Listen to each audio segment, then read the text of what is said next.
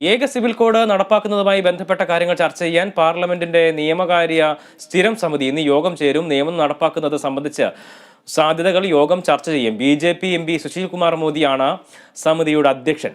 നിയമവുമായി ബന്ധപ്പെട്ട നിലപാട് അറിയിക്കാൻ സമിതി അംഗങ്ങൾക്ക് നിർദ്ദേശം നൽകിയിരുന്നു. മാണിക്യം ടാഗോർ അടക്കമുള്ള 4 കോൺഗ്രസ് MPമാരും സമിതിയിൽ അംഗങ്ങളാണ്. കേന്ദ്ര നിയമ കമ്മീഷൻ, കേന്ദ്ര നിയമ മന്ത്രാലയം പ്രതിനിധികളെയും യോഗത്തിലേക്ക് വിളിച്ചിട്ടുണ്ട്.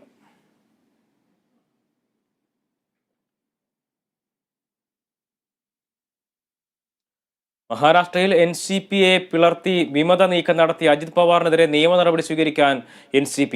അജിത് പവാറിനെയും കൂറുമാറി MLAമാരെയും അയോഗ്യരാക്കാൻ സ്പീക്കർക്കും തെരഞ്ഞെടുപ്പ് കമ്മീഷനും കത്ത് നൽകി. കത്ത് ലഭിച്ചെന്നും നിയമപരമായ നടപടി സ്വീകരിക്കുമെന്നും സ്പീക്കർ വ്യക്തമാക്കി.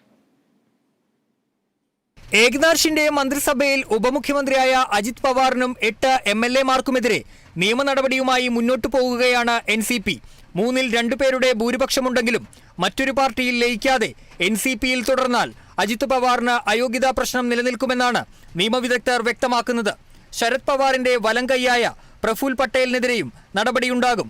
NCPയിലെ നാടകീയ നീക്കങ്ങളിൽ മഹാവികാസ് അഘാഡിയിലും വിള്ളലുണ്ടായിട്ടുണ്ട്.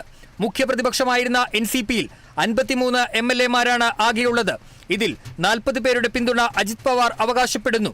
ഒപ്പം മഹാരാഷ്ട്ര നിയമസഭാ കൗൺസിലിൽ നിന്നും 6 പേരുടെ പിന്തുണയും അജിത്തിനുണ്ട്. ഇതോടെ പ്രതിപക്ഷ നിരയിൽ ഏറ്റവും വലിയ ഒറ്റക്കക്ഷിയായി കോൺഗ്രസ് മാറി. 45 സീറ്റുള്ള കോൺഗ്രസ് ഇതോടെ പ്രതിപക്ഷ നേതാവ് സ്ഥാനത്തിന് അവകാശവാദം ഉന്നയിക്കും.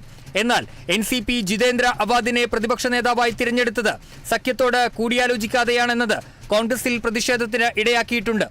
ഏകനാഥ് ഷിൻഡെയെ മുൻനിർത്തി മഹാരാഷ്ട്രയിൽ അധികാരം പിടിച്ച BJP ഇതേ തന്ത്രം 1 വർഷത്തിനിപ്പുറം NCPയിലും പയറ്റിയിരിക്കുകയാണ്.